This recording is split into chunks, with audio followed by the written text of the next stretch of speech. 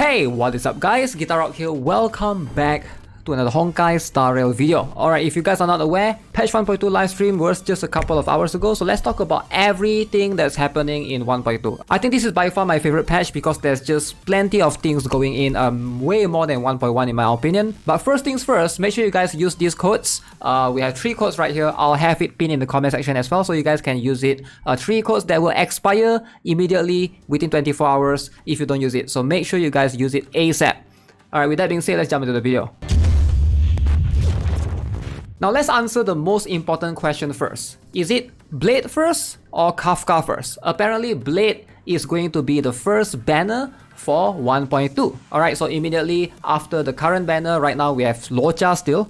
Locha is going to be available for the next 9 days, 15 hours at the time of me recording this video. So depending on when you guys watch this video, always check the time. That is going to be when 1.2 comes live. And I believe it should be the same for everybody. So Blade right here is going to be featured in a banner next to 4 stars. We have Arlen, Su Sheng, and Natasha. So Arlen is, I think, a very good pair with Blade. I mean, not good pair, they are very similar. If you're looking for utility based off what they can do, kind of similar concept in a way. Personally, I don't think I'll be pulling for Blade because Kafka is going to happen right after. Now, Kafka banners is where the money is at. In my humble opinion, this is just a way better banner if you look at the 4 stars right here. Right, look at that. We have Luca, we have Sampo, we have Serval. Now, all of us know by now how Kafka works. She's a DOT based character, and Serval and Sampo and also Luca is another DOT based characters apparently. So these 3 characters is just going to complement her. Her entire team is literally right here. So I don't see why pulling for Kafka will be a bad idea. Unless you're like 1 pull away from PT, then sure, that's not going to be an extreme value right there. But if you are someone that's going to go all in, you have like 100 pulls, 150 pulls, you are ready for getting Kafka, getting any of a sample, or Serval along the way is going to help you a ton because of the DOT. So we're going to talk about the kits shortly. Now Luca is going to be a new character. She's apparently a new character that's introduced in this patch, as you guys can see. Let me move my face cam away. So Luca right here is a physical character, Nihility. He's the 4-star introduced in 1.2. And in case you guys are wondering about Yukong, what happened to Madam Yukong? Yukong is apparently free in the new Forgotten Hall, as you can see right here. So all you need to do is the new Forgotten Hall that will reset. Alright, at 1.2, you can see Trailblazers can obtain the 4-star character Yukong. This is going to be permanent after clearing Forgotten Hall Memory of Senzo Stage 1. So don't worry, you're not supposed to beat MLC 10 or anything like that. You're just supposed to beat Forgotten Hall Stage 1, which I think is easily doable for a lot of players. Alright, so I don't see why you can't do Stage 1. Alright, so you get your free Yukong, that's how you get her. Now let's talk a little bit about Blade. What is he all about? Now, Blade is a destruction wind character, as you guys can see right here. Let me move it down a little bit. Now, Blade is a character that is very, very unique. He consumes his own HP to basically do damage. So whenever you activate his skill, he basically have this thing called the Hellscape. So this skill basically modifies his normal attack into an AoE.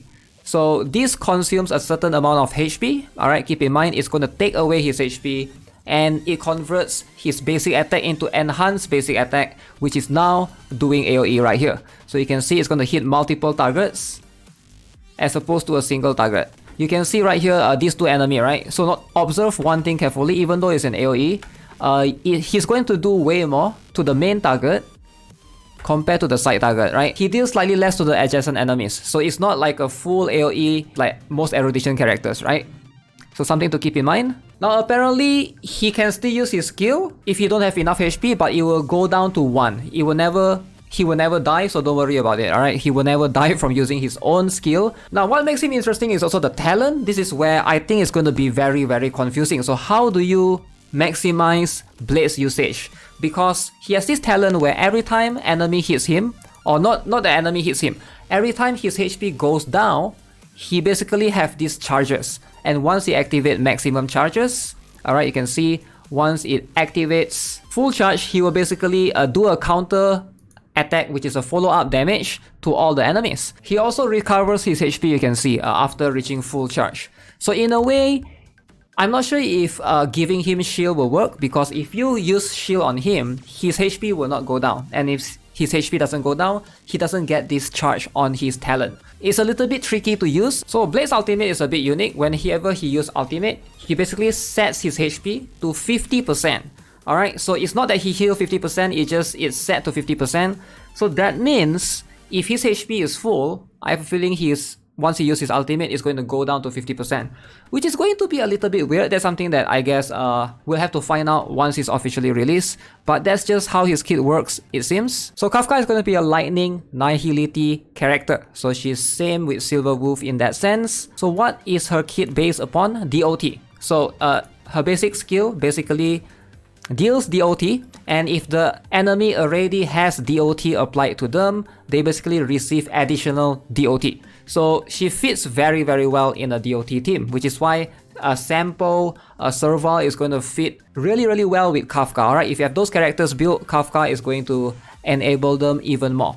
Now Kafka actually has a very unique follow-up attack on her talent as well. So basically whoever that hit the enemy using basic attack, Kafka will launch this particular follow-up attack during that turn. Now Kafka's ultimate does, AoE damage with a chance to shock targets, and also she will apply additional damage to those who are already shocked in advance. That means if you have Serval that applies shock to the enemy in advance, Kafka's ultimate is just going to synergize very well with Serval. I would say Serval and Kafka is probably going to be the best duo combo coming into the game actually once she comes out. Alright, so for now we don't have the numbers yet. All we have is what the skill will do. And then the last character, Luca. Now Luca is an interesting character. This guy is a physical nihility character. Alright, he's also going to do a little bit of DOT damage, it seems, and it's going to be based upon bleed as well. And I'm glad that Luca was available to, the guy on the as an option. In the, you guys might have seen him in the light cone before. I'm sure you guys have seen one of the light cones, right? Nihility light cones. His skill apparently is a single target with a chance to apply bleed to the enemy. Very simple, very straightforward. He has a talent that stacks up. Basically, it's like a charge thing for his basic attack. And after certain stacks, he will have the enhanced basic attack. The enhanced basic attack, he will attack the enemy, deals multiple hits, and if the enemy has bleed, he will deal additional damage. So synergizes with his kit pretty much. The ultimate, apparently, he will deal damage, and he has a chance to basically increase the enemy's damage taken, which sounds kind of broken, sounds kind of cool in a way. If that's the case, I can't wait to have this character, right? This seems like a very strong physical character, might be Su Shang's contender, for physical. Alright, alongside with that, we are also going to have a new area in 1.2, finally man, finally new area, more additional story. We're gonna get 2 new enemies, alright, so one is 3 new enemies actually. So apparently Yanqing is an enemy, this particular girl is an enemy there, and also there's this, I don't know what creature that is, a lion looking thing, lion monkey thing. So 3 new enemies that will appear in the patch 1.2. And then we'll have a new weekly boss. Okay, so this is going to be a new weekly boss that you can fight every week. Alright, similar to the Doomsday Beast and also Kokolia, right? Now this is a new addition. If you want to farm for Kafka materials or Blade materials, you will need to fight this new boss. Apparently it's going to have a very unique mechanic. So this boss, remember that weekly boss you can only farm 3 times per week. So plan carefully. So this boss apparently is going to have multiple phases as well. So that's phase 1, this is phase 2 it seems. And then there's a phase 3 which she will enter into this particular, she will wake up no longer in that sitting pose. Very unique concept. Also we'll have a new ascension material as well. If you are farming for Blade, you are going to need this particular one. It's called the Ascendant Debris. Alright, so we're gonna have a couple of new events, Tales of the Fantastic, where you can use the crane to fly around, which I thought was very interesting. And then we're gonna have the Underground Treasure Hunt. You can see this is where you can farm some of these materials. And the chat box border, right? This chat box border, apparently you can apply it to not only when you're talking with your friends, but also when you're talking to the dailies. Alright, if you're talking to any of the NPCs, you can also apply this in particular. Now we're also going to have a new event called Where Are You Mystery Trotter? So plenty of events coming in 1.2 where you need to uncover the trotters hiding in places. Yukong already mentioned. Okay, now let's talk about the new stuff. We are going to have a new simulated universe World 7. Now this is where I want to talk a little bit more about what's coming. You can see there's two new relics right here. One is Rutilan Arena and one is the Broken Kill. Now the Rutilan Arena gives you crit rate, alright? When the wearer's current crit rate is equal to or greater than a certain percentage, the wearer's basic attack and skill damage increase. Now, I have a feeling this particular planar ornament set is going to be very, very similar with this particular one. Alright, so it's just that instead of when the I assume the percentage is going to be the same, 8%, and when crit rate reaches 50% or higher, wearer's ultimate and follow-up attack damage increase by 15%. But for that particular case, for this one, it's going to be the basic attack and skill damage increased by 15%. I'm just going to assume that they might readjust the numbers a little bit. I think the Rutilan Arena is going to be a better one for most characters, including Scylla, most hunt characters, Hook, etc, right? Because you are going to use your skill more often than you use your ultimate. That's just how it is. And then you can see Broken Kill increase wearer's effect resistance. When wearer's effect resistance is equal to or greater than a certain percentage, every ally's crit damage is increased. So this one seems pretty good, maybe good on Locha. Effect resistance, definitely something that you can benefit from if your character lacks it or if your healer needs it so that you don't get frozen or get those status effects, right? Very, very annoying per se. So I can see this is going to be very, very good for a lot of abundance or harmony characters. We will be having a planar ornament as well. As you can see, planar fissure, double drop coming in 1.2 and more relics. So brand new Cavern Relic. Now I want you guys to pay very, very close attention to this. Notice you can see the Longevous Disciple increase max HP 2 piece, 4 piece when the wearer is hit, or their HP is consumed by an ally including by themselves. Their crit rate increase for a certain number of turns. This effect is stackable.